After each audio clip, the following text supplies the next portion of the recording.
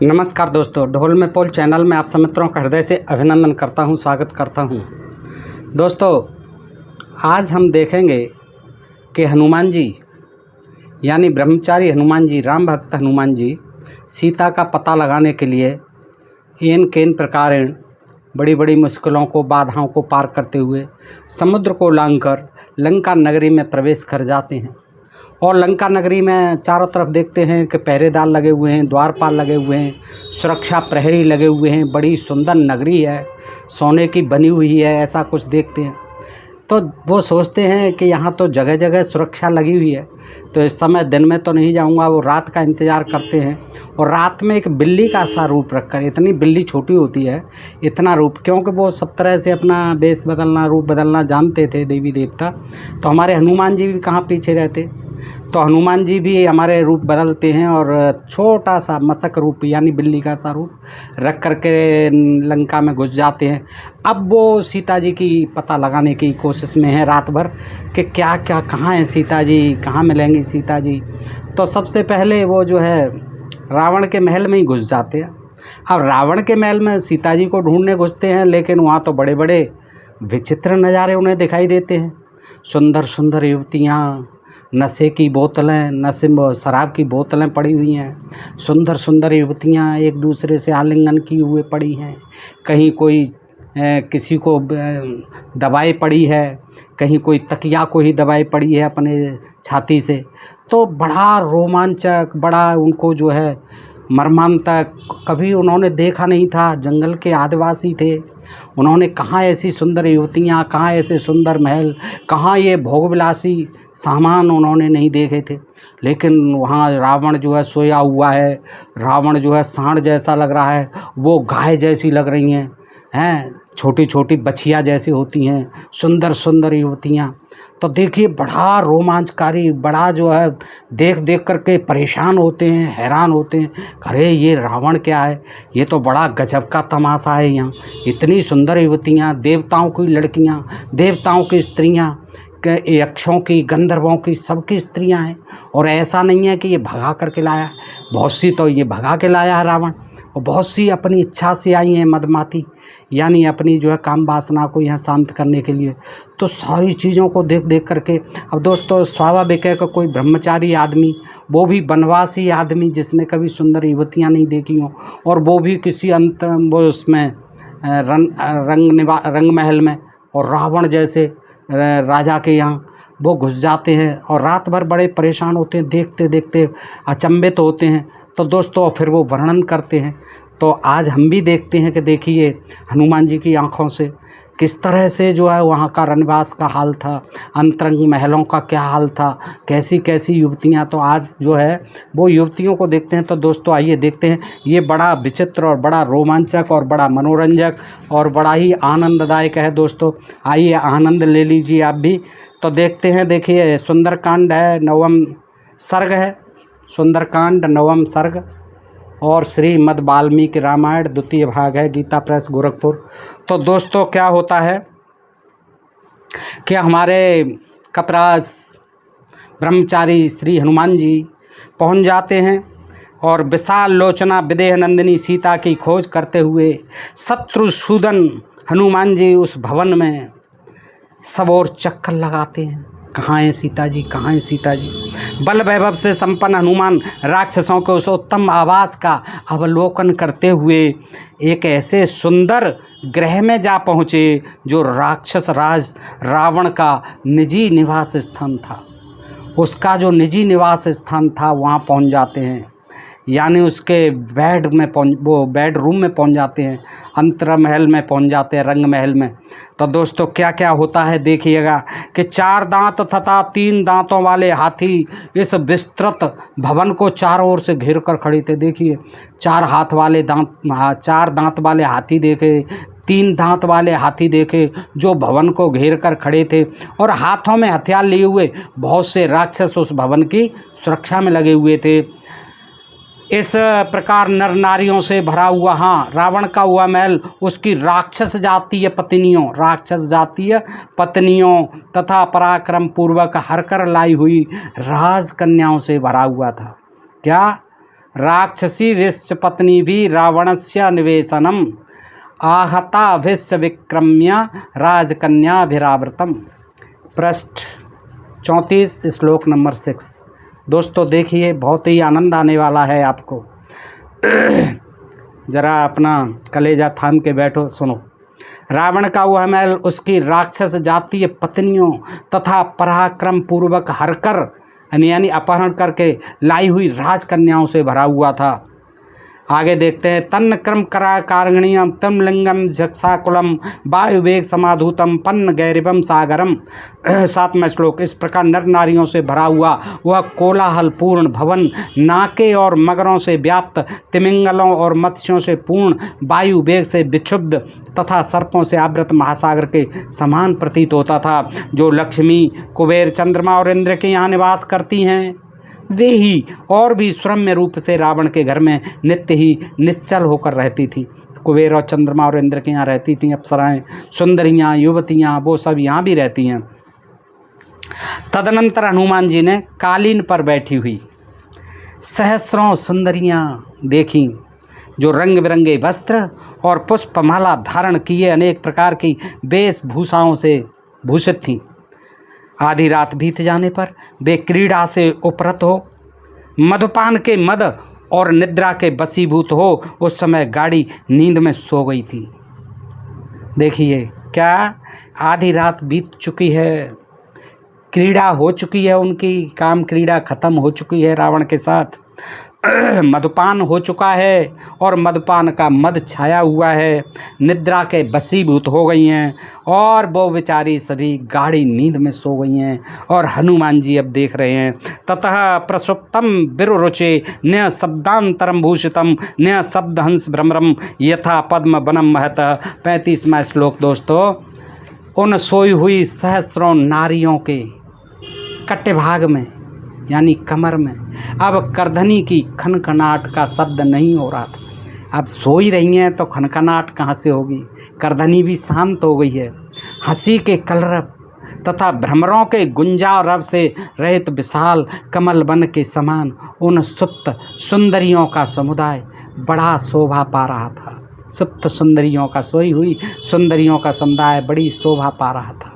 पवन कुमार हनुमान जी ने उन सुंदरी युवतियों के मुख देखे, पहली बार देख रहे, जिनसे कमलों की सी सुगंध फैल रही थी, खुशबू आ रही थी उनके मुंह से। उनके दांत ढके हुए थे, अब मुंह ढक करके सो रही होंगे, और आंखें मुद गई थीं, आंखें भी मुद गई थीं, दांत ढके हुए थे मुंह से, होठों से दांत तो ढके ही जाते हैं। मधुपान के अनंतर व्यायाम, नृत्य, गान, क्रीड़ा आदि के समय जिनके केस खुलकर बिखर गए थे, पुष्पमालाएं मर्दित होकर छिन्न भिन्न हो गई थीं और सुंदर आभूषण भी शिथिल होकर इधर उधर खिसक गए थे, वे सभी सुंदरियां वहां निद्रा से अचेत सी होकर सो रही थी।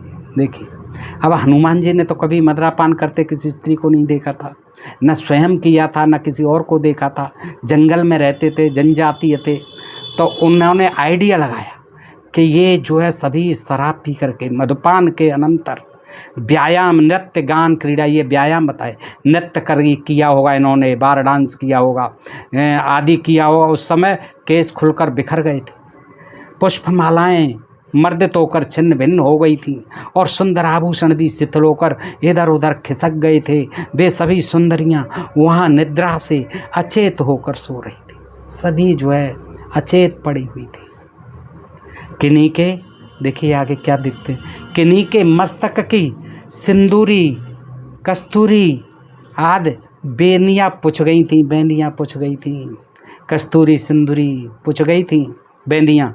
किन्हीं के नूपुर पैरों से निकलकर दूर जा पड़े थे नशे में नाचते नाचते, तथा किन्हीं सुंदरी युवतियों के हार टूटकर उनके बगल में ही पड़े थे। आनंद आ गया, कहीं ऐसा लग रहा है वो किसी जो है बार डांस में, बार क्लब में पहुंच गए, बार डांस देखने, वहाँ का सीन देख रहे हैं। बार डांस ख़त्म हो चुका है और वारांगनाएं जो है, बार डांसर जो है सो रही हैं, मदमस्त हो रही हैं। क्या विचित्र सुंदर सुंदर युवतियों को देख के हमारे ब्रह्मचारी हनुमान देव परेशान हैं, हैरान हैं। देखिए, कोई मोतियों के हार टूट जाने से उनके बिखरे दानों से आवृत थीं, किन्हीं के वस्त्र खिसक गए थे, वस्त्र अस्त्र व्यस्त हो रहे थे, और किन्हीं की करधनी की लड़ें टूट गई थी, करधनी की लड़ें टूट गई थी। वे युवतियां बोझ ढोकर थकी हुई अश्व जाति की यानी घोड़ों की नई बछेड़ियों के समान जान, बछेड़ियाँ घोड़ों की यानी नई घोड़ी बछेड़ियाँ जैसी जान पड़ती थीं, जो बोझ ढोते ढोते थक करके सो गई थी। किन्हीं के कानों के कुंडल गिर गए थे, किन्हीं की पुष्पमालाएं मसली जाकर छिन्न भिन्न हो गई थी। इससे वे महान वन में गजराज यानी हाथी द्वारा दली मली गई फूली लताओं के समान प्रतीत होती थी। किन्हीं के चंद्रमा और सूर्य की किरणों के समान प्रकाशमान हार उनके वक्षस्थल से पड़कर उभरे हुए प्रतीत होते थे। किन्हीं के चंद्रमा और सूर्य की किरणों के समान प्रकाशमान हार उनके वक्षस्थल पर पड़कर उभरे हुए प्रतीत होते थे। वे उन युवतियों के स्तन मंडल पर ऐसे जान पड़ते थे मानो वहाँ हंस सो रहे हों। देखिए कुछ हार जो है, कुछ हार ऐसे शोभा दे रहे थे उनकी वक्षस्थल पर जैसे कि कुछ जो है हंस के जोड़े सो रहे हों। दूसरी स्त्रियों के स्तनों पर नीलम के हार पड़े थे। अब स्तनों को ज़्यादा देख रहे हैं हनुमान जी। अब वो तो निगाह जाना स्वाभाविक है, उन्होंने कभी नहीं देखा था, उन्हें बड़ी जिज्ञासा हो रही है, बड़े आनंद से देख रहे हैं कि दूसरी स्त्रियों के स्तनों पर नीलम के हार पड़े थे, जो कादम्ब यानी जलकाक नामक पक्षी के समान शोभा पाते थे। वहाँ हंस शोभा पा रहे हैं, यहाँ जो है कुछ युवतियों के वक्षस्थल पर कुछ हार जो है जलकाक जलकौआ जैसे होता है काला, ऐसे शोभा पा रहे थे। तथा अन्य स्त्रियों के उरोजों पर जो सोने के हार थे वो चक्रवाक यानी पुरखाब नामक पक्षियों के समान जान पड़ते थे। देखिए क्या उपमा दी है वाल्मीकि जी ने। हैं कुछ जो है हंस की तरह हार लगते थे, कुछ जो है जलकौआ जलकाक की तरह लगते थे, तो कुछ जो है चक्रवाक चकवा पक्षी की तरह जान पड़ते थे। इस प्रकार वे हंस कारंडव जलकाक तथा चक्रवाकों से सुशोभित नदियों के समान शोभा पा रही थीं। उनके जघन प्रदेश यानी उनकी जांघें उन नदियों के तटों के समान जान पड़ती थी। जांघें भी दिख रही थीं उनको, और वो कह रहे थे नदी के तट के समान विशाल जांघें दिखाई देती थीं। वे सोई हुई सुंदरियाँ वहाँ सरताओं के समान सुशोभित होती थी, नदियों के समान लग रही थी। किंकड़ियाँ घुंघरुओं के समूह उनमें मुकुल के समान प्रतीत होते थे। किन्हीं सुंदरियों के कोमल अंगों में तथा कुचों के अग्रभाग पर उभरी हुई आभूषणों की सुंदर रेखाएं नए गहनों के समान ही शोभा पाती थी। मृदुसंगेषु कासांचिता कुचाग्रेषु च संस्थिता बभूवभूषणानीव शुभा भूषण राजयः। 52वां श्लोक पृष्ठ 37 सुंदरकांड 9वां सर्ग। देखिए दोस्तों कितना विचित्र वर्णन किया है वाल्मीकि जी ने। आगे देखते हैं हनुमान जी कि किन्हीं सुंदरियों के कोमल अंगों में और कुचों के यानी स्तनों के अग्रभाग पर उभरी हुई आभूषणों की सुंदर रेखाएं नए गहनों के समान ही शोभा पाती थीं। रावण की कितनी ही तरुणियाँ रावण का ही मुख समझ के बारंबार अपनी सौतों के ही मुखों को सूंघ रही थी। देखिए क्या कहना है कि वो रावण समझ रही हैं नशे में, और अपने ही इर्द गिर्द जो अपनी सखियाँ हैं या सौत कहा है, सौतों के ही मुख को चूम रही थी।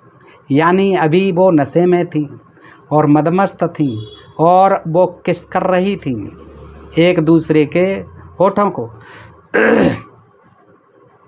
उन सुंदरियों का मन रावण में अत्यंत आसक्त था, इसलिए वे आसक्ति तथा मदिरा के नशे से परवश हो उस समय रावण के मुख के भ्रम से अपनी सौतों का मुख सूंघकर उनका प्रिय ही करती थी। अर्थात वे भी उस समय अपने मुख संलग्न हुए उन सौतों के मुखों को रावण का ही मुख समझकर उसे सूंघने का सुख उठाती थी। दोस्तों ये चीज़ें आपने शायद आज तक पढ़ी क्या सुनी भी नहीं होंगी। आज सुन लीजिए, ये दुर्लभ चीज़ें हैं। ये वाल्मीकि महर्षि का ज्ञान है जो हमारी इस वाल्मीकि रामायण में दिया हुआ है। दोस्तों आगे देखिए, एक दूसरे के चुम्मा चाटी कर रही हैं नशे में। उन मदमत्त युवतियाँ अपनी बलय विभूषित भुजाओं का ही तकिया लगाकर, अपनी भुजाओं का ही तकिया लगाकर, कोई कोई सिर के नीचे अपने सुरम्य वस्त्रों को ही रख कर वहाँ सो रही थी। वस्त्र ही उतर रखे थे और वस्त्र ही तकिया बना रखा था, और कोई कोई अपनी भुजाओं का ही तकिया लगाकर सोई हुई थी। अन्या बक्षस चान्यस्यांतस्या कांचता पुनर्जुमजम अपराह त्वंक मनस्या स्तस्याश्च प्यपराह कुचौ।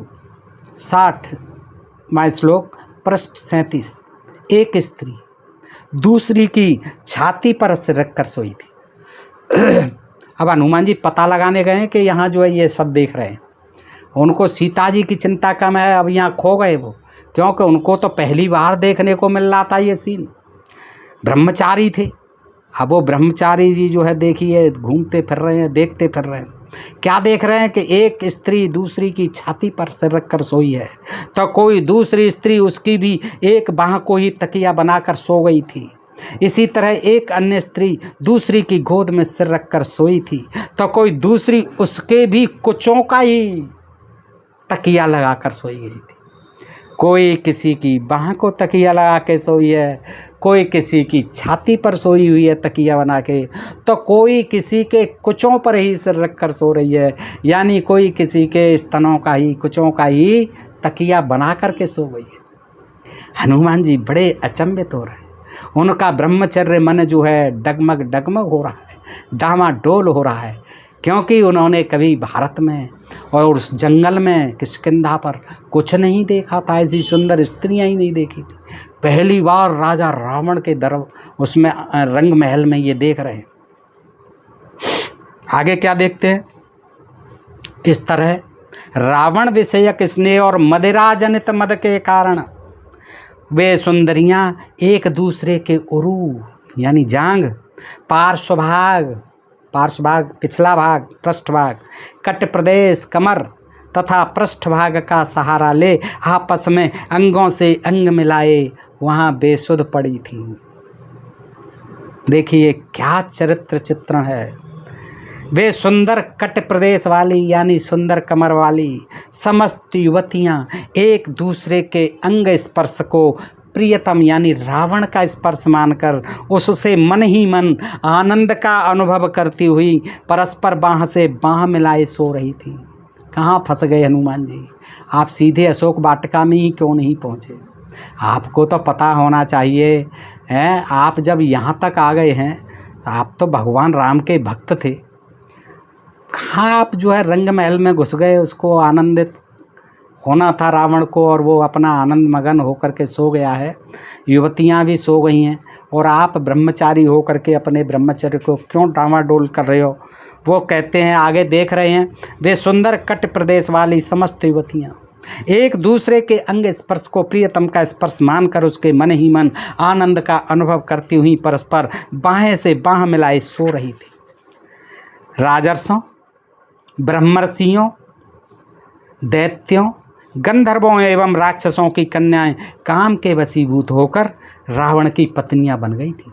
ऐसा नहीं है कि केवल राक्षसियां ही थी, वहाँ राजर्षियों की, बड़े बड़े जो राजा थे उनकी पत्नियां बन गई थी, कन्याएं उनकी, ब्रह्मर्षियों की, ब्राह्मणों की भी कन्याएं, और ब्राह्मण तो था ही रावण, दैत्यों की, गंधर्वों की, राक्षसों की कन्याएं काम के वशीभूत होकर के रावण की पत्नियां बन गई थी। युद्ध कामेनता सर्वा रावणेन हता स्त्रियः समदा मदने नेवं मोहिता कांस्यदा गतः।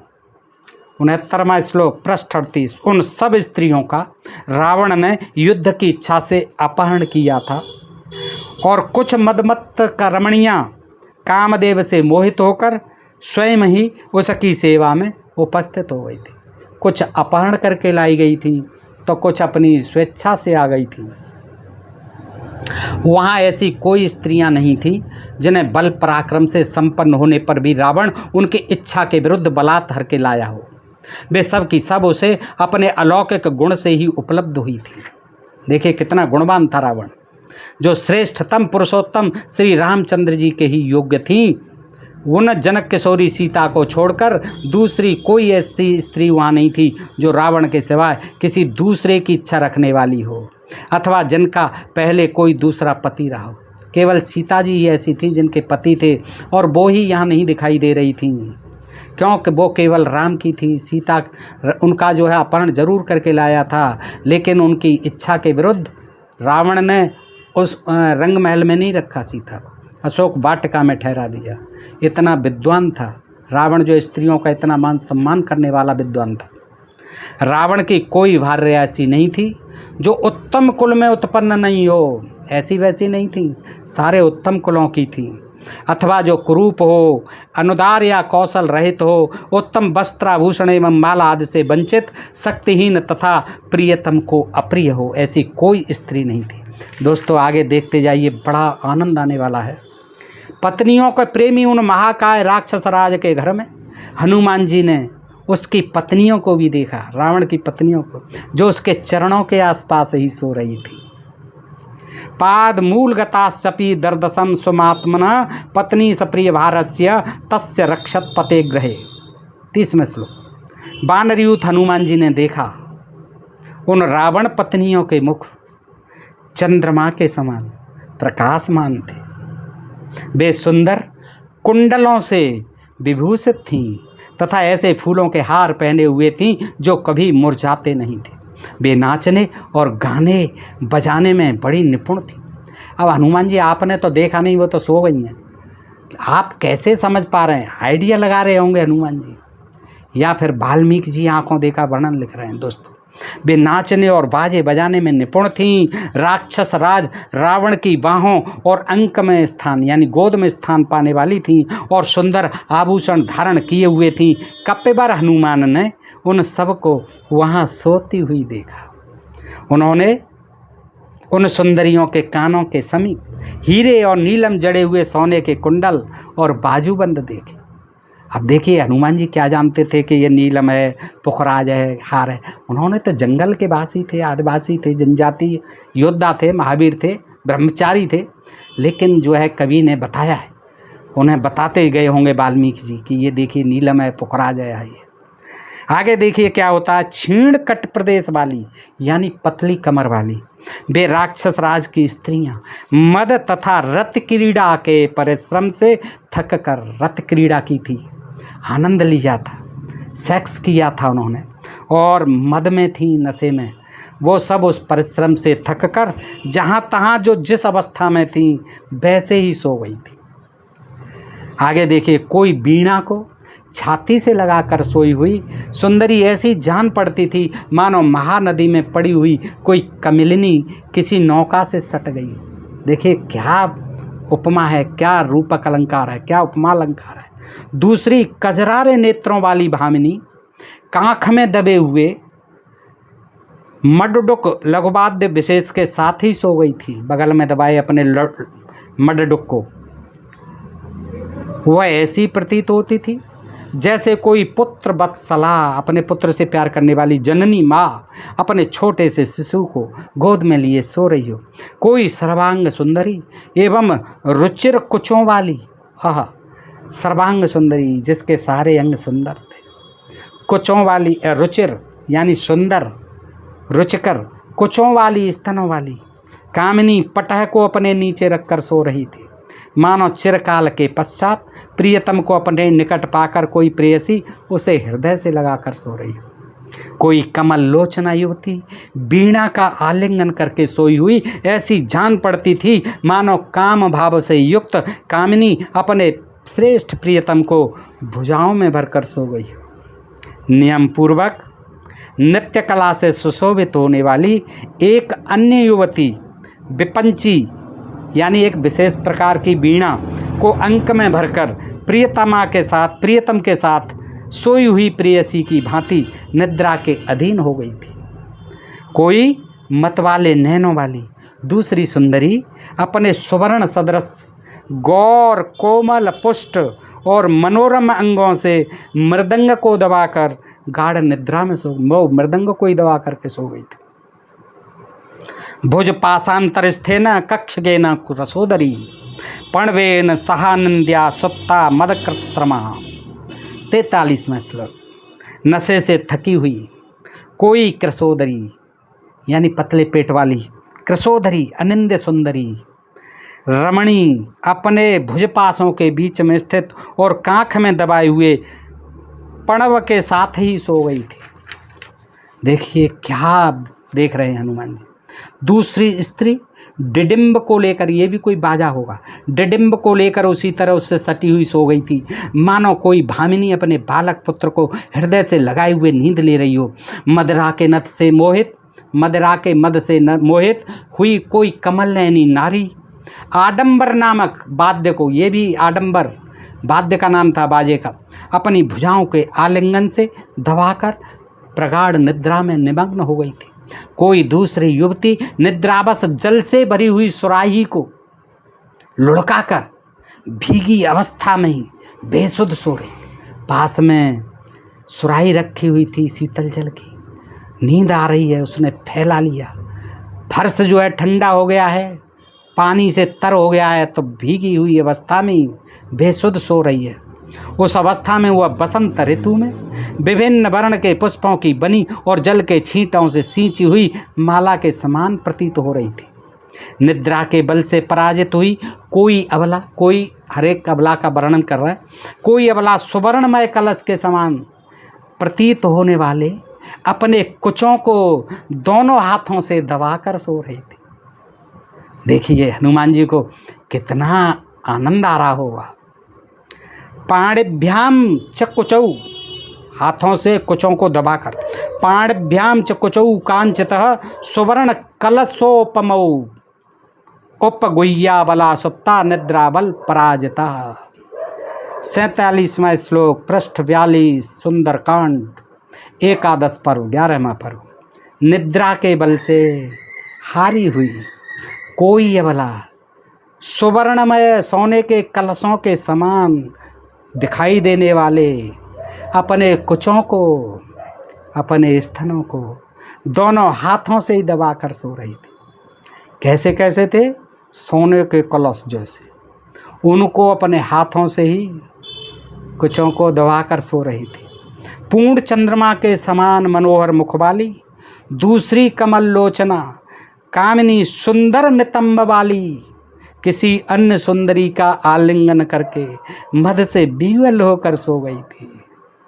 अन्य कमल पत्राक्षी पूर्णेन्दु सदृशनाना अन्यान्य मालिंगया सुस्त्रोणी प्रसुप्ता मद विवल्या। 48वां श्लोक। देखिए दोस्तों, हनुमान जी परेशान हैं, ब्रह्मचारी जी, उनका ब्रह्मचर्य जो है डामाडोल होता है, फिर भी क्या करें भाई, कुछ कर नहीं सकते, देख ही सकते हैं। पूर्ण चंद्रमा के समान मनोहर मुख वाली चंद्रमुखी, एक कमल लोचना, कमल के नेत्रों वाली कामिनी, सुंदर नितंब वाली, नितंब भी दिख रहे थे, हिप्स, सुंदर नितंब वाली किसी अन्य सुंदरी का आलिंगन करके, यानी होमोसेक्सुअल मामला चल रहा है यहाँ पर। सुंदरियाँ ही सुंदरियों का आलिंगन कर रही हैं। मद से विवल होकर सो गई थी। जैसे कामनियाँ अपने चाहने वाले कामुकों को छाती से लगाकर सोती हैं, ऐसा वर्णन आपने देखा होगा दोस्तों। ऐसा लग रहा है हम कोई अडल्ट फिल्म का सीन देख रहे हैं।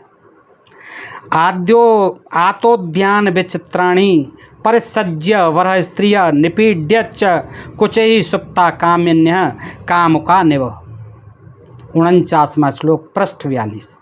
जैसे कामिनियाँ अपने चाहने वाले कामुकों को, कामी पुरुषों को, अपने फ्रेंड्स को छाती से लगाकर सोती हैं, उसी प्रकार कितनी ही सुंदरियाँ विचित्र विचित्र वाद्यों का, अपने बाजों का आलिंगन करके उन्होंने कुचों से दबाए सो गई थी।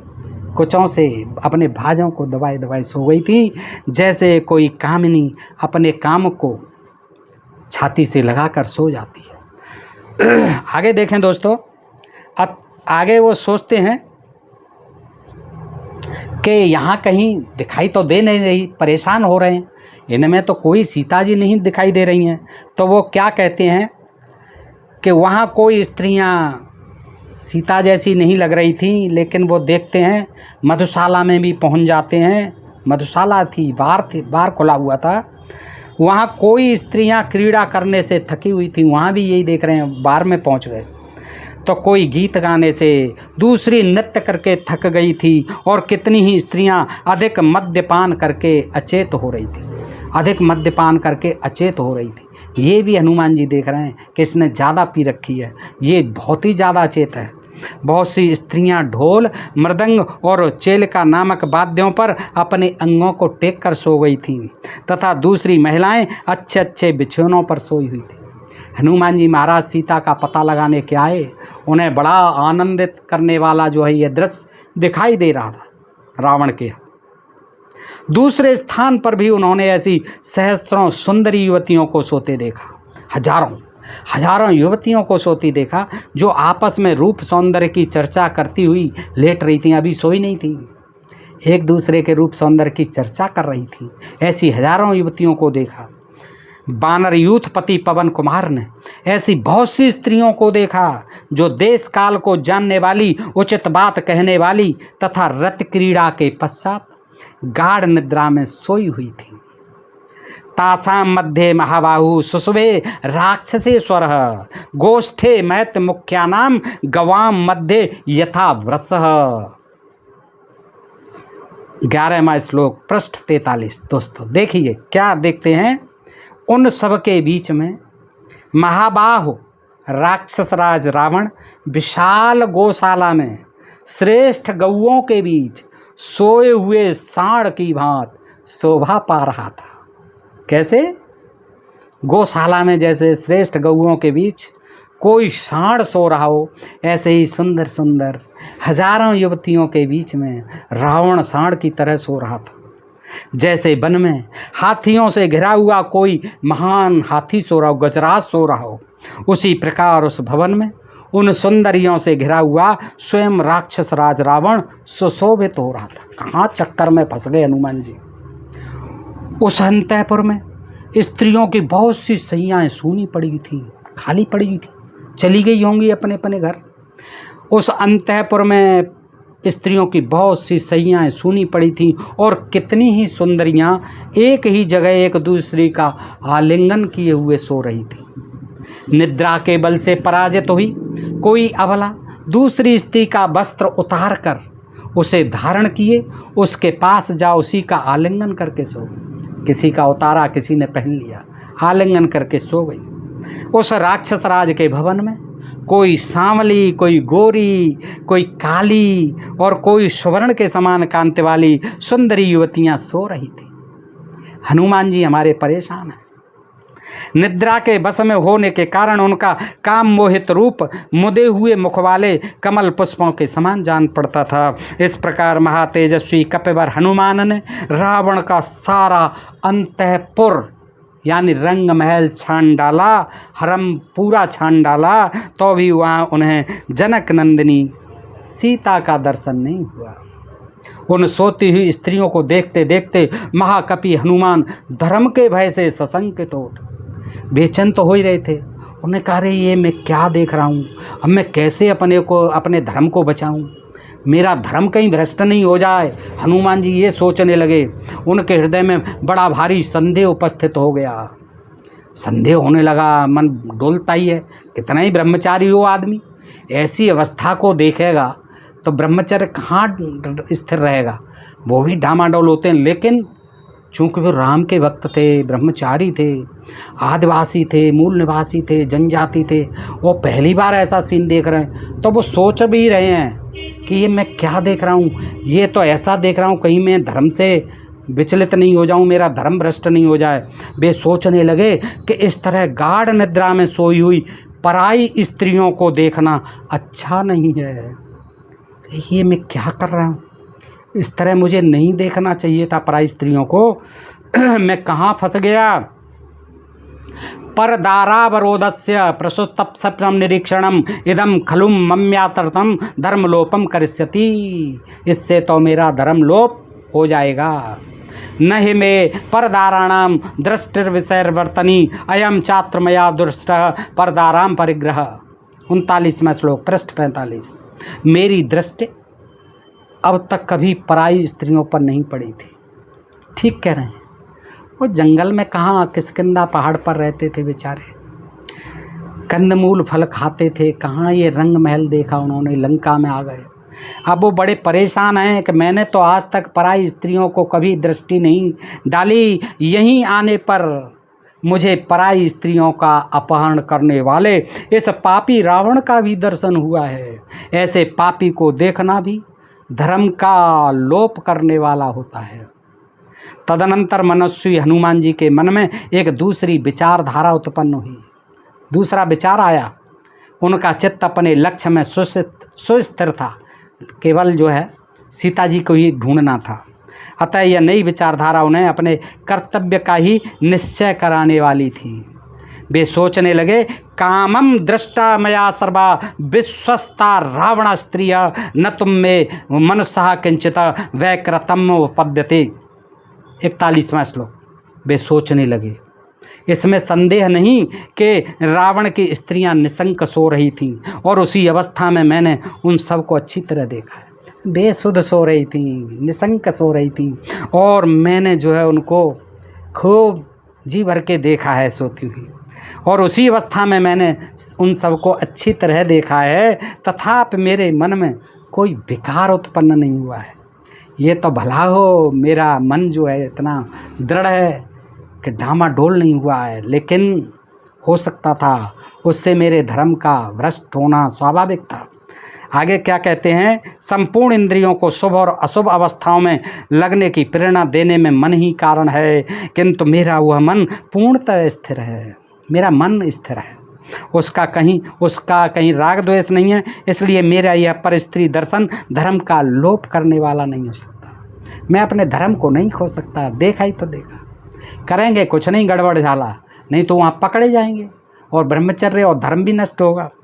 विदेह नंदिनी सीता को दूसरी जगह में ढूंढ भी तो नहीं सकता था। क्यों नहीं ढूंढ सकते थे हनुमान जी?